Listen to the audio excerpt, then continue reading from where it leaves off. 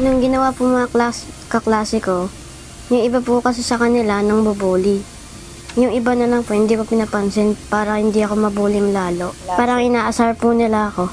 Minsan kasi po din mga bully nila, parang hindi na bully, mga suntok ganon. Sa unang tingin, simpleng pangaasar lang ang inabot ni Jacob mula sa kanyang mga kaklase. Pero habang tumatagal, mas lalo itong lumalala. Base sa report mula sa Department of Education Learner Rights and Protection Office, higit 150 kaso na ng bullying ang naiulat ngayong school year 2024-2025. Ngunit ang malaking tanong, ilan pa kaya ang nananatiling unreported? Yung classmate ko po kasi, kinulong niya ako sa CR. Buti na lang po may bumukas sa akin. Tapos, sinumbong ko po kay teacher. Yung uwian po, yung sinumbong ko kay nanay, kinausap po ni teacher at ni nanay yung papa niya. Ayon sa magulang ni Jacob, ilang araw ding ayaw pumasok ng bata dahil sa takot na maulit ang nangyaring pambubuli sa kanya sa paaralan. Gayunman, matapos makausap ng kanilang guro ang kanyang kaklase at magulang nito, hindi naman ito naulit pang muli. Kaya binigyang diin ni Nanay Sahara kung paano nakatutulong ang pagkakaroon ng komunikasyon para maiwasan ang ganitong mga insidente.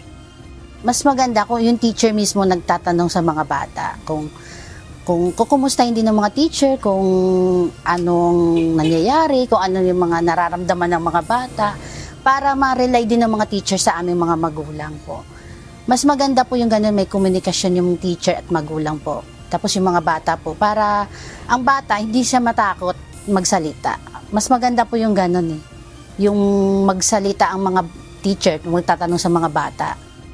Mabuti rin aniya, napaigtingin ang pagtuturo ng good manners and right conduct sa mga paaralan upang magabayan ang mga estudyante sa pagkakaroon ng tamang pag-uugali.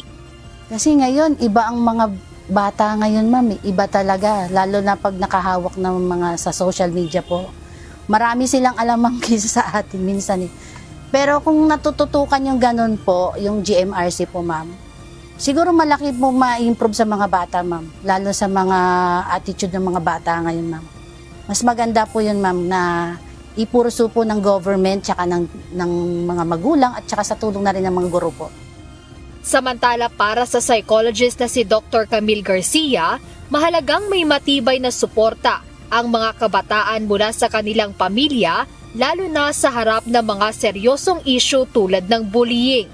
Dito mo makikita na how important ang support system coming from the family. Kasi pagdating sa ganyan, hindi pa pwede sabihin mo student matter lang to. Lalo na kung masyadong tinethreaten pati buhay mo, pati yung buhay ng magulang mo, tinatanong nitong mga batang ito. So might as well, kailangan maging din tayo, involve natin yung sarili natin sa lahat ng mga activities ng anak natin para at least alam natin na hindi aabot sa puntong yung anak natin magiging biktima ng bullying. Bukod dito, inahalimbawa rin niya ang kagandahan ng pagkakaroon ng counseling session sa mga paaralan. Ayon kay Dr. Garcia, ito ay isang pagkakataon upang agad na matukoy ang mga suliranin ng mga estudyante at maagapan ang mga ito at hindi na mauwi sa malalang issue gaya ng bullying. Yung homeroom, it's a time for us to parang form of debriefing na tinatanong mismo ng teacher what is happening, what is going on, do you have problems with your other subjects? Kasi may advisor nga. And then, kung meron ba dito na merong ginawang kalokohan si estudyante, ganun-ganto. Tapos, and then it comes to a point na yung mismong teacher, pinapatawag yung parents. I really don't know if homeroom now is being done in such a way na ma-debrief din yung mga estudyante.